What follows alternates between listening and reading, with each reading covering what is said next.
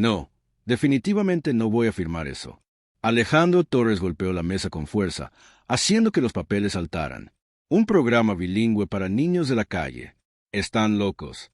Su asistente María retrocedió un paso. Había trabajado para él durante 3 años y conocía esa mirada fría. Señor Torres, es solo una donación pequeña. La Escuela Benito Juárez necesita fondos para María. Escúchame bien. Alejandro se levantó de su silla ejecutiva y caminó hacia la ventana que daba a la Ciudad de México. No construí esta empresa dando dinero gratis. Cada peso que sale de aquí debe generar ganancias. Me explico. Pero, señor, son solo 50.000 pesos. 50,000 pesos que podrían estar en nuestras cuentas. Se dio vuelta bruscamente. Esos niños no son mi problema. Sus padres deberían trabajar más duro si quieren educación de calidad. María guardó los documentos en silencio. Había visto a Alejandro rechazar decenas de propuestas similares en los últimos meses. Organizaciones benéficas, escuelas públicas, programas sociales. Todos recibían la misma respuesta fría. ¿Algo más?, preguntó Alejandro volviendo a su escritorio. No. Señor Torres, que tenga buena noche. Cuando María cerró la puerta, Alejandro sonrió con satisfacción. En los 35 años había convertido su pequeña empresa de software en un imperio tecnológico. No había lugar para sentimentalismos en el mundo de los negocios. Eran las 10 de la noche cuando finalmente salió de su oficina. El edificio estaba vacío. Solo se escuchaban sus pasos resonando en el mármol del vestíbulo. Su Mercedes negro lo esperaba en el estacionamiento, reluciente bajo las luces de la ciudad. Al conducir por las calles de Polanco, Alejandro repasaba mentalmente las cifras del día. Las ganancias habían aumentado un 15% este mes. Pronto podría comprar ese penthouse que había visto la semana anterior. Un semáforo en rojo lo obligó a detenerse. Mientras esperaba, notó una figura pequeña sentada en la banqueta. Una niña de unos 10 años, con ropa sucia pero no rota, escribía algo en un cuaderno bajo la luz de un farol. Una niña escribiendo a estas horas, murmuró Alejandro. El semáforo cambió a verde, pero algo lo hizo quedarse inmóvil. La niña levantó la vista y sus ojos se encontraron por un segundo. No había súplica en esa mirada, solo una extraña dignidad que lo sorprendió. Otros autos comenzaron a tocar el claxon detrás de él. Alejandro pisó el acelerador y siguió su camino, pero la imagen de la niña quedó grabada en su mente. Al llegar a su departamento en Las Lomas, se sirvió un whisky y se sentó frente al ventanal. La ciudad se extendía ante él como un mar de luces, pero no podía sacarse de la cabeza a esa pequeña escritora nocturna.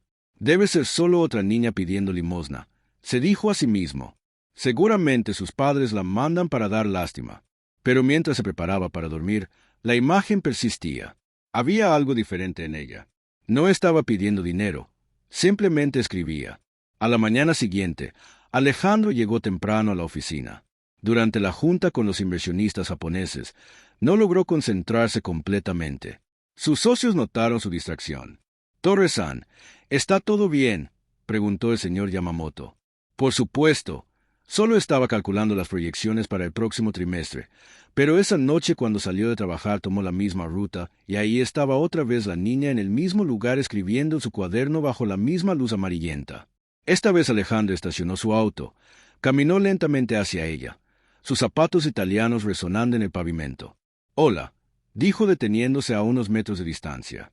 La niña levantó la vista. Sus ojos eran grandes y oscuros, con una madurez que no correspondía a su edad. «Buenas noches, señor. ¿Qué escribes ahí?». Ella cerró el cuaderno protectoramente contra su pecho. «Historias. Historias». Alejandro se sintió genuinamente curioso. ¿Cómo cuáles? La niña lo estudió por un momento como evaluando si podía confiar en él. «Historias sobre personas que perdieron su camino», dijo finalmente, «y sobre cómo algunos lo encuentran de nuevo».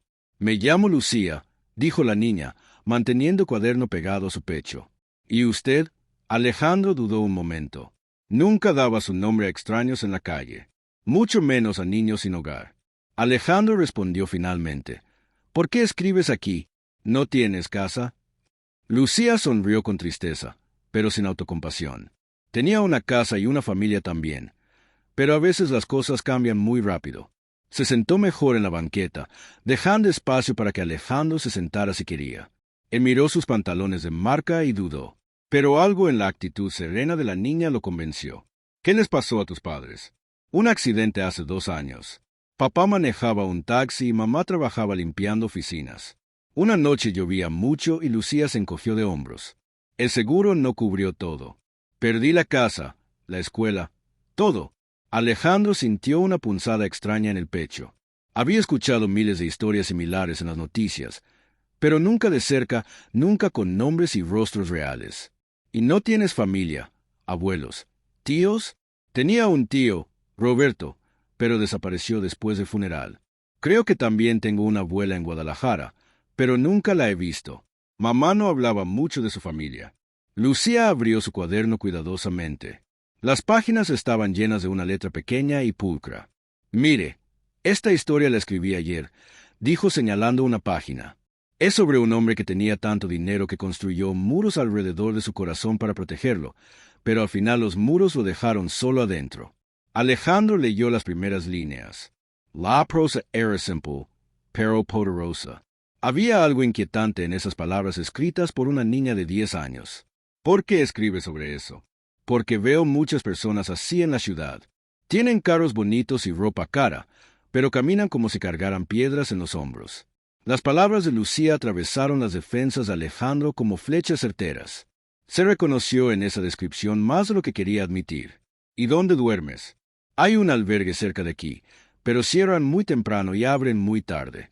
Me gusta venir aquí en las noches porque hay luz y está tranquilo. Alejandro observó el lugar. Era una esquina cualquiera en una zona semicomercial, nada especial. Pero Lucía había convertido ese pequeño espacio en su refugio nocturno. ¿Y de qué vives? La gente a veces me da monedas y hay una señora que tiene un puesto de tacos, que me regala lo que le sobra. Se llama Doña Carmen. Dice que le recuerdo a su nieta. La naturalidad con que Lucía describía su vida conmovió a Alejandro. No había dramatismo ni autocompasión, solo hechos expuestos con una dignidad que él raramente veía en su mundo empresarial. Nunca fuiste a la escuela. Los ojos de Lucía se iluminaron por primera vez. Sí, iba a la escuela Benito Juárez. Tenía un programa muy bonito donde enseñaban en español y en inglés. Mi maestra favorita era la señorita Santos. Ella fue quien me enseñó a escribir historias. ¡Ey! Alejandro sintió que el corazón se le detenía. La escuela Benito Juárez, el mismo nombre que había escuchado esa mañana en los documentos que rechazó. ¿Y por qué ya no vas? Cerraron el programa. Dijeron que no tenían dinero para seguirlo. Ahora solo dan clases normales. Pero yo no puedo pagar los libros ni el uniforme. La señorita Santos tuvo que buscar trabajo en otra escuela. La culpa golpeó a Alejandro como un martillo. Su decisión de rechazar el financiamiento había contribuido directamente a destruir el futuro educativo de niños como Lucía. ¿Te gustaría volver a estudiar? Claro, exclamó Lucía, sus ojos brillando. Quiero ser escritora de verdad algún día y también quiero ayudar a otros niños como yo. La señorita Santos decía que la educación es la única cosa que nadie te puede quitar una vez que la tienes. Alejandro se quedó en silencio, procesando todo lo que había escuchado. Esta niña, sin hogar y sin recursos, tenía más sabiduría y dignidad que muchos de sus socios millonarios. Lucía dijo finalmente, ¿qué dirías si te dijera que quizás puedo ayudarte a volver a la escuela? Ella lo miró con sospecha. ¿Por qué haría eso? Ni siquiera me conoce. Porque Alejandro buscó las palabras correctas. Porque creo que tus historias tienen razón. Y tal vez es hora de que algunos de nosotros derribemos esos muros. Alejandro no durmió esa noche. Caminaba de un lado a otro en su departamento con el whisky intacto en la mesa. Las palabras de Lucía resonaban en su mente como campanas. A las 6 de la mañana llamó a María. Necesito todos los documentos sobre la escuela Benito Juárez que rechacé ayer. Señor, son las 6 de la mañana. María, tráelos ahora y también contacta al mejor abogado de familia que conozcas y a una trabajadora social. ¿Está todo bien? No, nada está bien, pero vamos a arreglarlo. Cuando llegó a la oficina, los documentos lo esperaban en su escritorio. Leyó cada página con atención. La escuela había solicitado 50,000 pesos para mantener su programa bilingüe. Sin ese dinero, 17 niños de escasos recursos se quedaron sin educación de calidad. Entre los nombres de los afectados no aparecía Lucía Hernández, pero Alejandro sabía que ella era una víctima invisible de su decisión. María firma la autorización que transfieran 100,000 pesos a la escuela Benito Juárez hoy mismo. 100,000, pero el documento dice 100,000. Y diles que quiero hablar con la directora esta tarde durante toda la mañana. Alejandro no pudo concentrarse en las juntas. Sus socios notaron su comportamiento extraño, pero él no ofreció explicaciones. A las 3 de la tarde recibió una llamada. Señor Torres, soy la licenciada Patricia Vega, directora de la Escuela Benito Juárez. No puedo creer su generosidad. Los niños podrán volver al programa el próximo mes. Directora, necesito pedirle un favor. A special. Hay una niña llamada Lucía Hernández. Perdió a sus padres hace 2 años y no ha podido regresar a estudiar. Lucía, claro que la recuerdo, una niña extraordinaria. La señorita Santos siempre hablaba de su talento para escribir. ¿Sabe dónde está? La encontré. Quiero que regrese a su escuela. Yo me haré cargo de todos los gastos. Será un honor tenerlo de vuelta. Esa noche, Alejandro llegó temprano a la esquina donde Lucía escribía. Ella ya estaba ahí con su cuaderno abierto. Hola, le dijo sentándose a su lado sin importarle el traje. Pensé que no regresaría, respondió Lucía, sorprendida.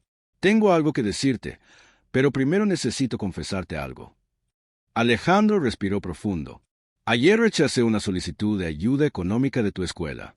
Mi decisión contribuyó a que cerraran el programa donde estudiabas. Lucía dejó de escribir y lo miró fijamente. ¿Usted cerró mi escuela? No directamente, pero sí. Y me odio por eso. Los ojos de Lucía se llenaron de lágrimas, pero no de rabia. Era algo más profundo. ¿Por qué me lo dice? Porque hoy envié el dinero, el doble de lo que pedían. Tu programa va a regresar y tú vas a regresar con él. Lucía se quedó en silencio durante largos minutos. Y después que cuando usted se sienta mejor consigo mismo, yo seguiré durmiendo en el albergue. La honestidad brutal de la niña lo desarmó completamente.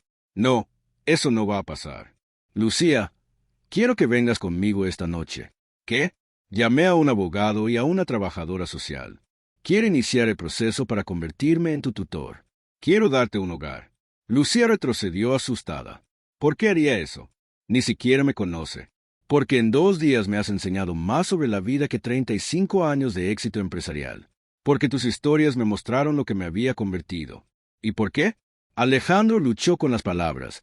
Porque creo que necesito salvarte tanto como tú necesitas ser salvada. Y si no funciona, y si se arrepiente, no va a pasar, te lo prometo. Lucía cerró su cuaderno lentamente. Puedo llevar mis historias. Puedes llevar todo lo que quieras y vas a escribir muchas más. Y la señorita Santos va a regresar también. Ya hablé con ella.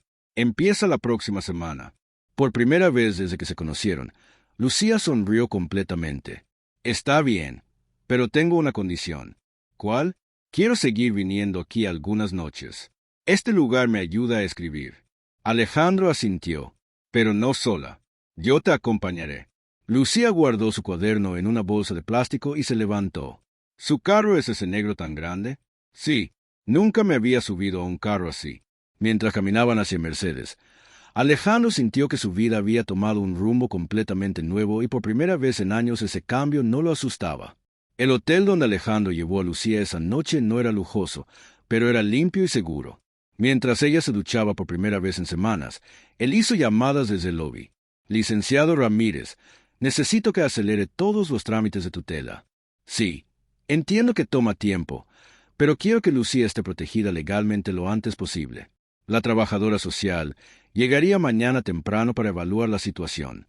Alejandro sabía que el proceso sería complicado, pero tenía recursos y determinación.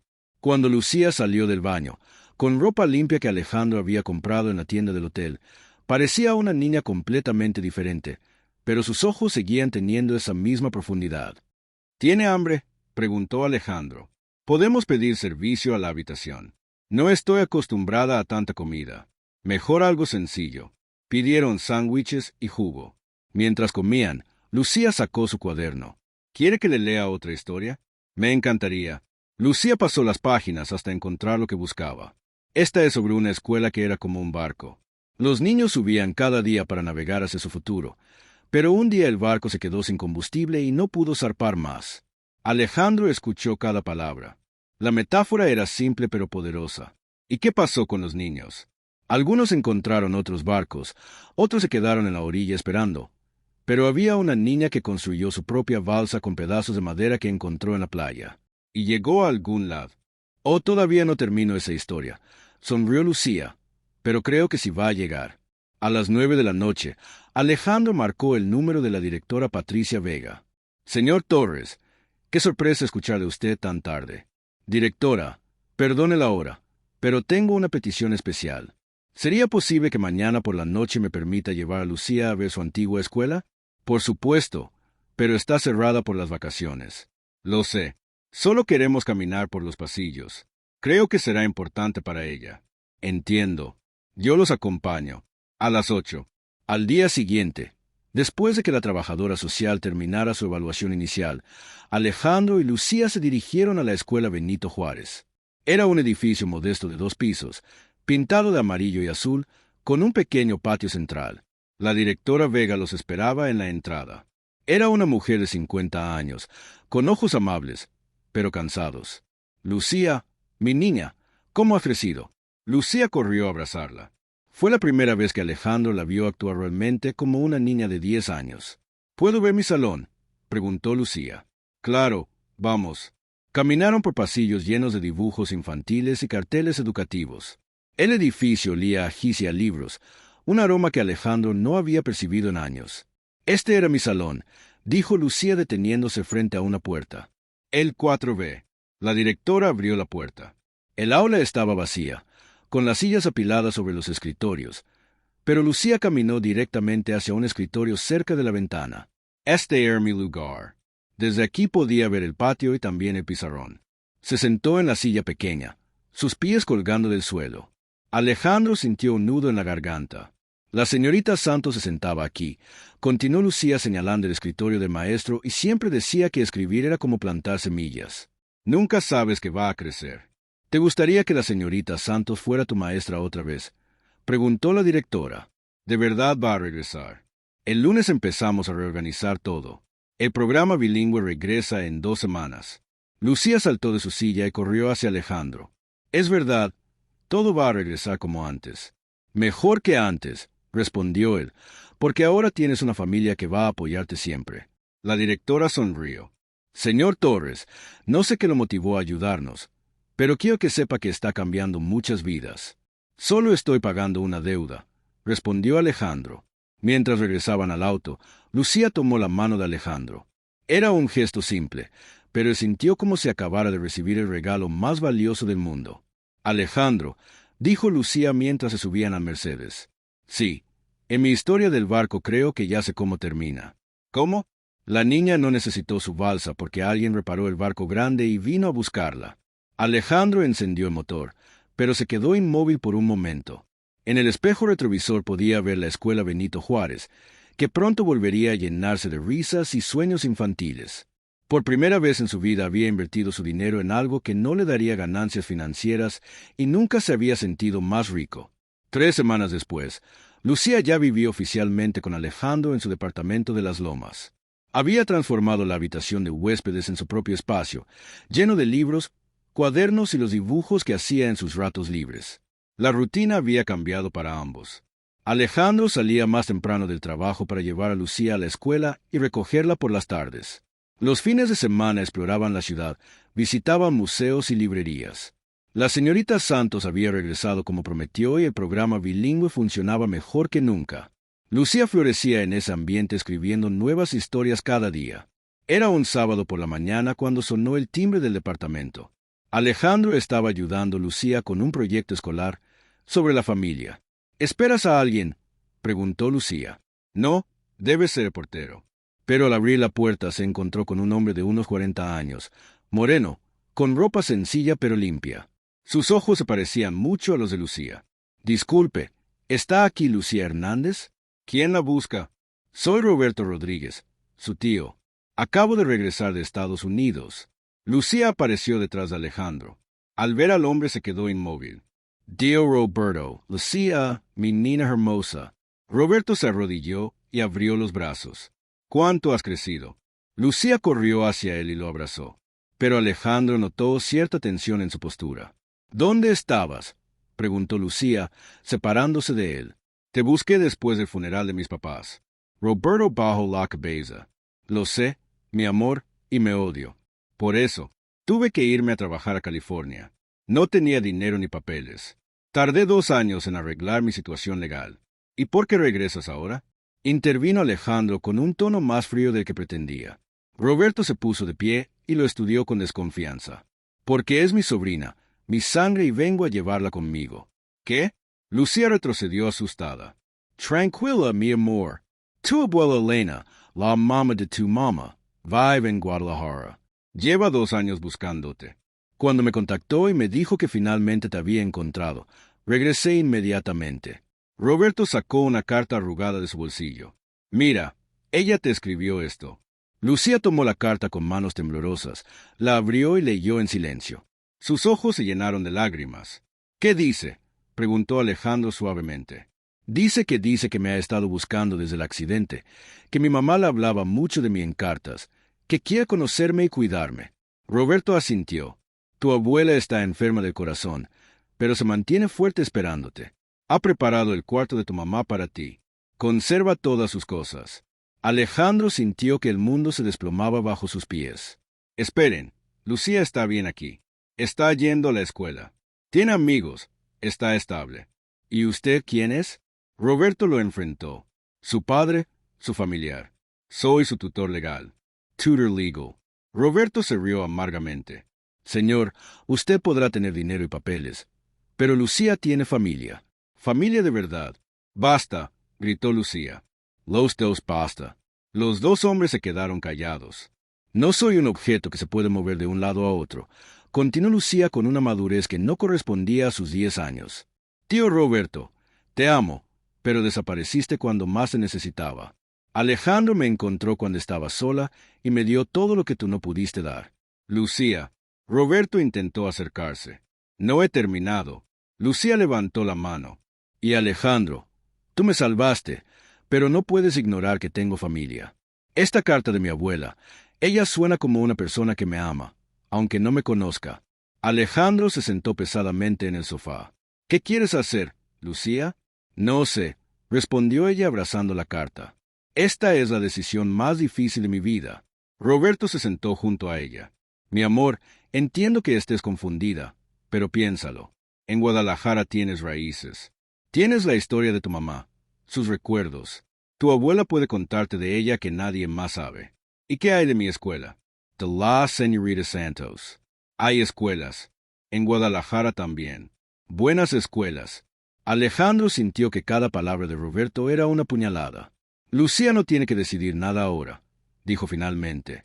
Puede conocer a su abuela, visitarla y después decidir qué es lo mejor. No. Roberto negó con la cabeza. Su lugar está con su familia, con su gente.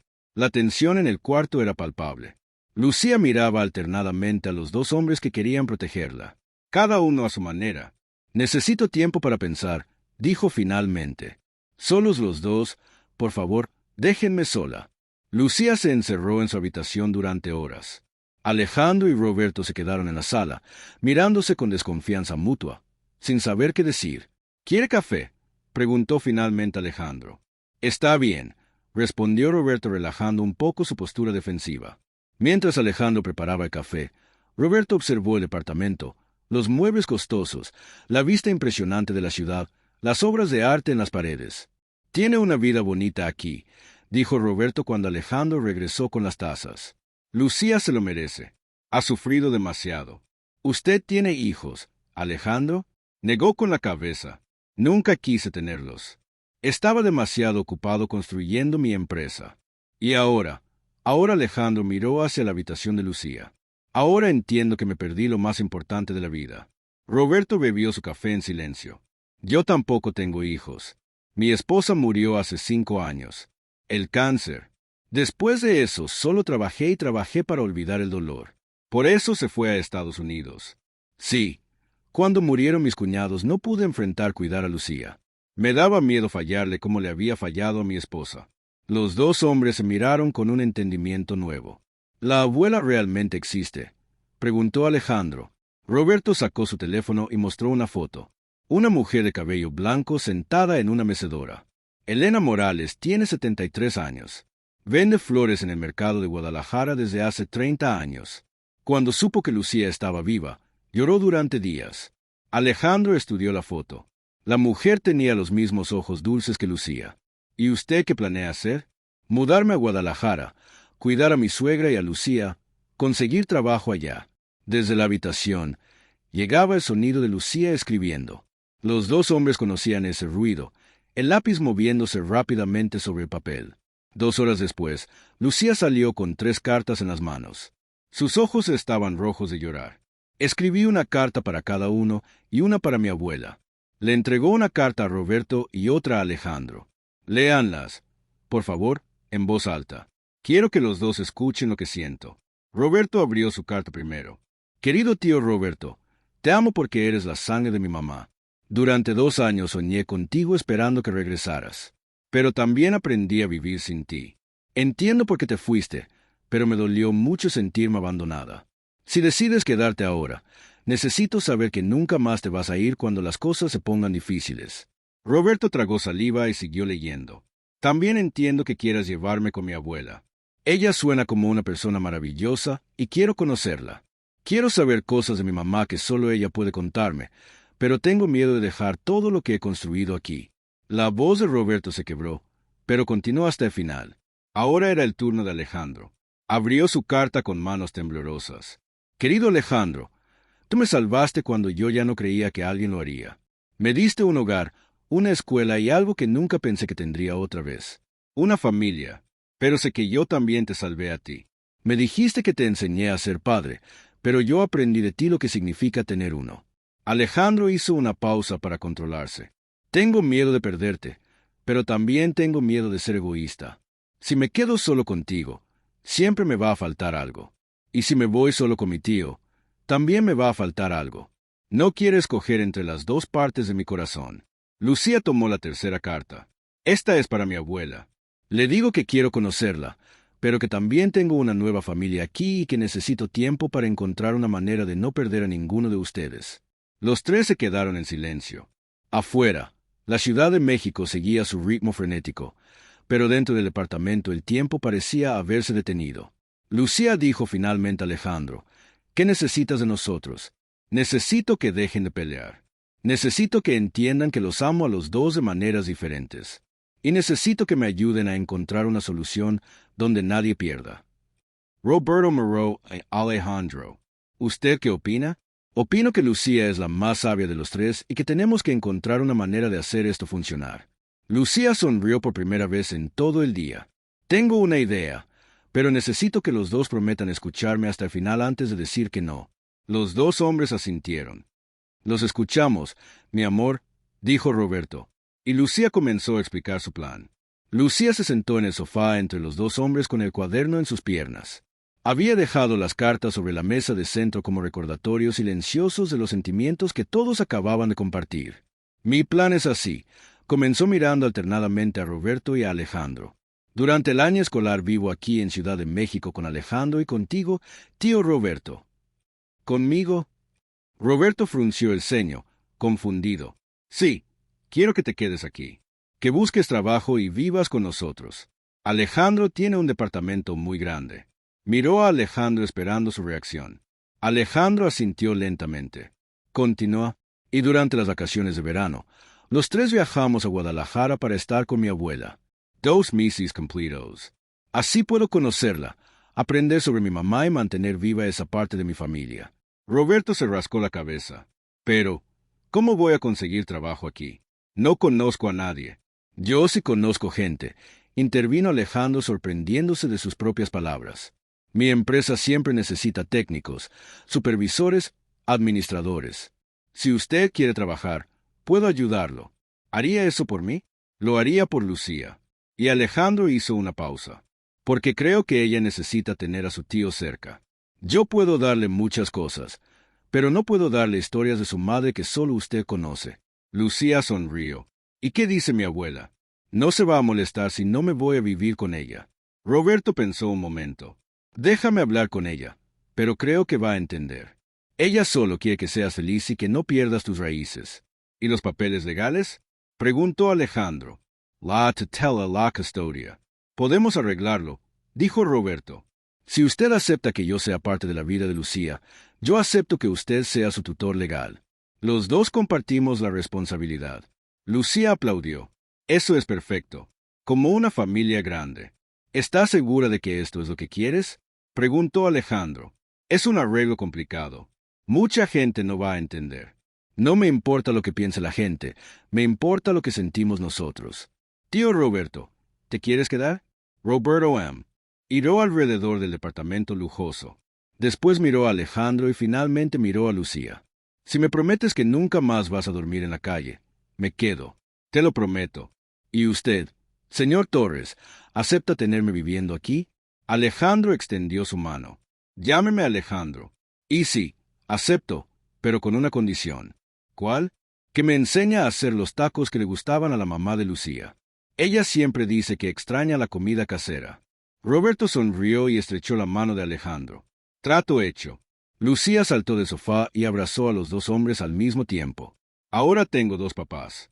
Momento, dijo Alejandro. Yo soy el papá adoptivo. Él es el tío.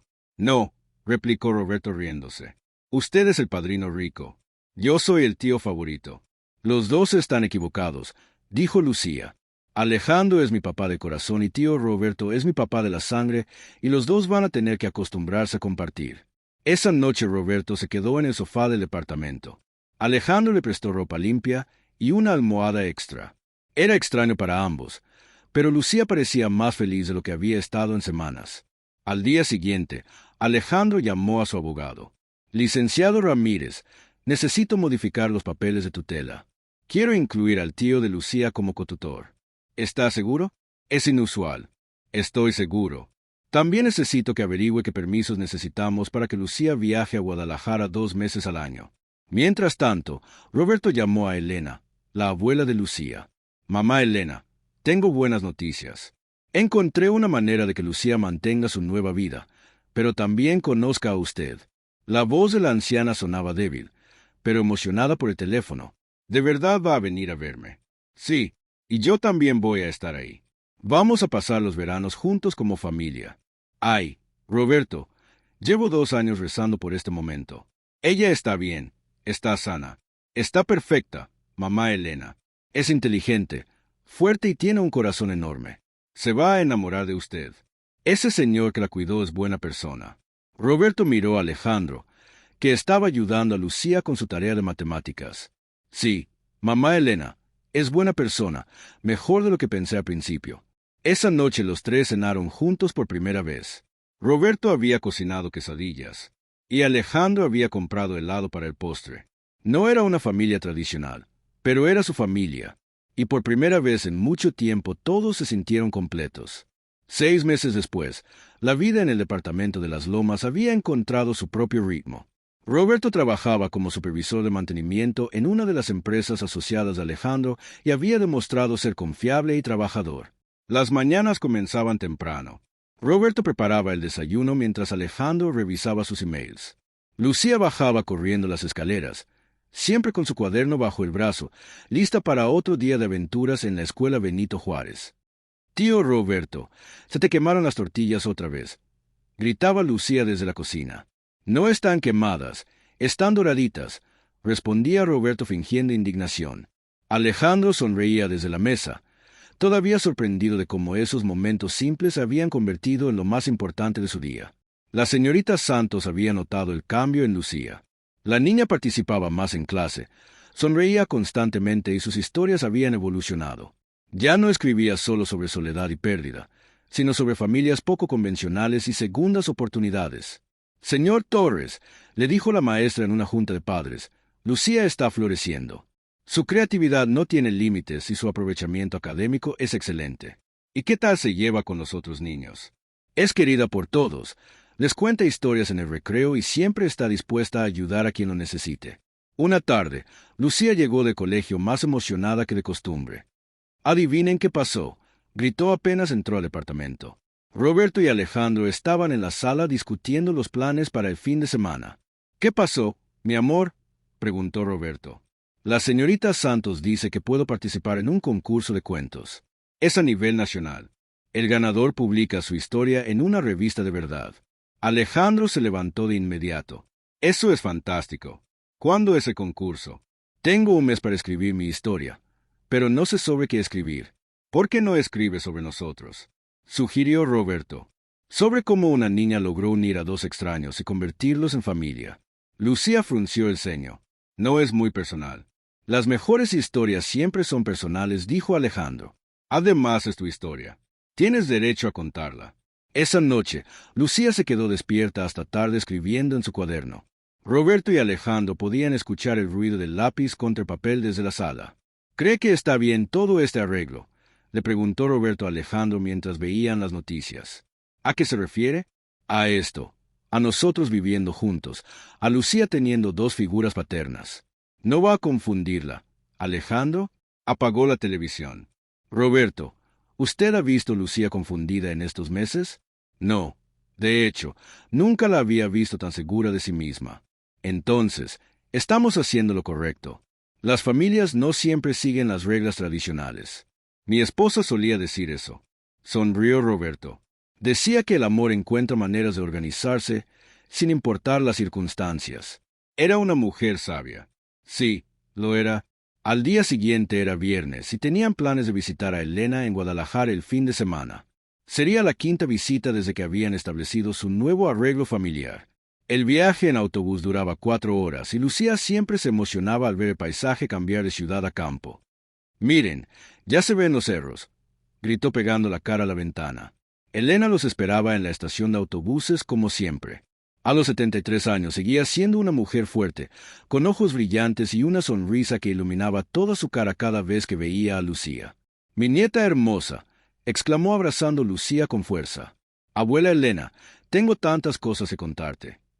Durante la cena en la pequeña casa de Elena, Lucía les leyó el borrador de su historia para el concurso. Se titulaba La familia del corazón. Es sobre una niña que perdió a sus padres, comenzó Lucía, pero descubrió que las familias pueden formarse de maneras inesperadas con personas que llegan cuando más las necesitas. Elena escuchó cada palabra con atención, secándose las lágrimas discretamente. ¿Y cómo termina la historia?, preguntó. Termina con la niña entendiendo que no perdió una familia, ganó varias y que el amor es lo suficientemente grande para incluir a todos. Roberto y Alejandro se miraron desde el otro lado de la mesa sin palabras. Habían llegado a un entendimiento profundo sobre lo que realmente importaba. «Es una historia hermosa, mi nieta», dijo Elena, «y es una historia verdadera». Esa noche, mientras Lucía dormía en la cama que había sido de su madre, los 3 adultos se sentaron en el pequeño patio de Elena. «¿Saben qué es lo más extraordinario?», dijo Ellen. «Ah, Lucía no solo encontró una familia, ustedes dos también se encontraron a sí mismos y tenía razón. Alejandro había descubierto la paternidad que nunca supo que quería. Roberto había sanado el dolor de su pérdida, aprendiendo a amar otra vez. Y Lucía había demostrado que el corazón de un niño es lo suficientemente sabio para sanar el mundo de los adultos. 8 meses después del concurso nacional de cuentos que Lucía había ganado con su historia La familia del corazón, el aeropuerto Benito Juárez bullía con la actividad típica de un viernes por la tarde.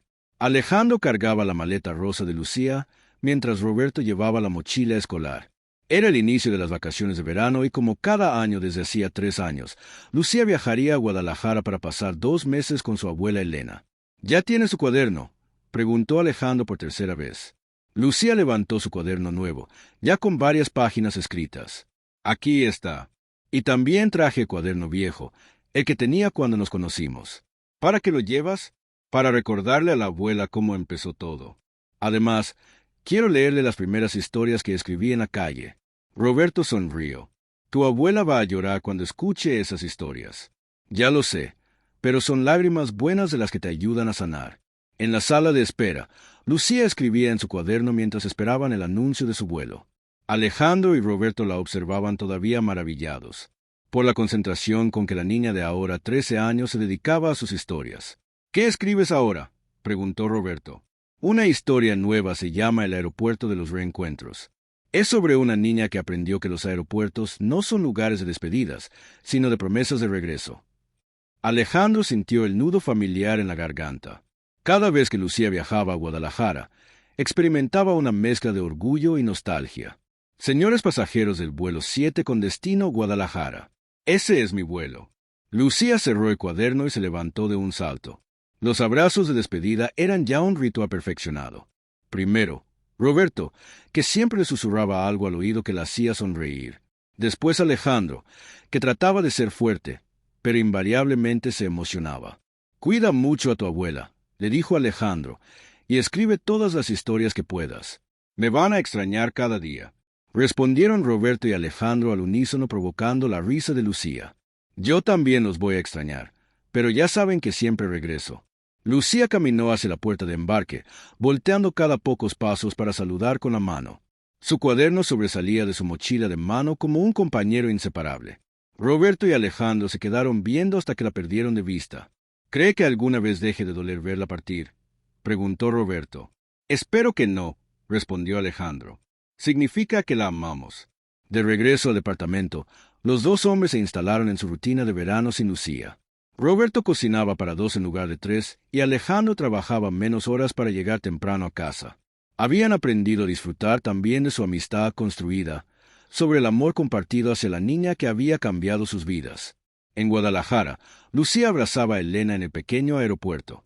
A los 76 años, la abuela se había mantenido fuerte, sostenida por la alegría de esos veranos con su nieta. «¿Cómo están mis muchachos?», preguntó Elena mientras manejaban hacia su casa. «Alejandro sigue trabajando demasiado, pero ahora llega temprano los viernes para hacer pizza conmigo y tío Roberto aprendió a hacer chilaquiles como los hacía mi mamá. ¿Y tú? ¿Cómo estás, mi nieta?».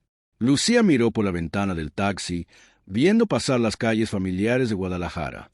«Estoy completa, abuela. Tengo una vida en México y una vida aquí. Tengo historias de presente y historias de pasado. Tengo a las personas que escogí y a las personas que me escogieron». Elena tomó la mano de Lucía. «Eso es lo más hermoso que puede tener una persona». Esa noche, en el pequeño cuarto que había sido de su madre, Lucía escribió en su cuaderno: «Hoy empezaron mis vacaciones en Guadalajara, pero ya no son vacaciones de una vida interrumpida. Son la continuación de una vida completa». Hace 4 años, cuando escribía en las calles de México, pensaba que las historias eran para escapar de la realidad. Ahora sé que las historias son para entender la realidad y hacerla más bella. Mañana la abuela Elena me va a enseñar a hacer las empanadas que le gustaban a mi mamá. Roberto y Alejandro me van a llamar por teléfono como hacen todas las noches y yo voy a seguir escribiendo porque aprendí que las mejores historias no tienen final, solo tienen nuevos capítulos. Cerró el cuaderno y lo puso en la mesita de noche junto al cuaderno viejo que había llevado desde México. 2 cuadernos como 2 vidas que se habían unido para formar una sola historia. Afuera, Guadalajara dormía bajo las estrellas. En México, Roberto y Alejandro hacían lo mismo. Y en el pequeño cuarto lleno de recuerdos, Lucía sonrió antes de quedarse dormida, sabiendo que el amor verdadero no conoce distancias ni fronteras, solo conoce el camino de regreso a casa. ¿Te emocionó la historia de Lucía, Alejandro y Roberto tanto como nosotros? Esta hermosa historia sobre familia, segundas oportunidades y el poder transformador del amor nos recuerda que las conexiones más profundas a veces llegan cuando menos las esperamos. Si esta historia tocó tu corazón, no olvides darle like al video y compartirlo con alguien que necesite recordar que siempre hay esperanza para comenzar de nuevo. Nos encantaría saber qué parte de la historia te impactó más en los comentarios y si disfrutaste este contenido, considera suscribirte al canal para más historias que inspiran y emocionan. Cada historia que compartimos busca conectar corazones y recordarnos que, sin importar nuestras circunstancias, todos merecemos amor y una segunda oportunidad. Por cierto, cuéntanos de qué país nos estás viendo. Nos fascina saber que nuestras historias llegan a corazones de todo el mundo hispanohablante.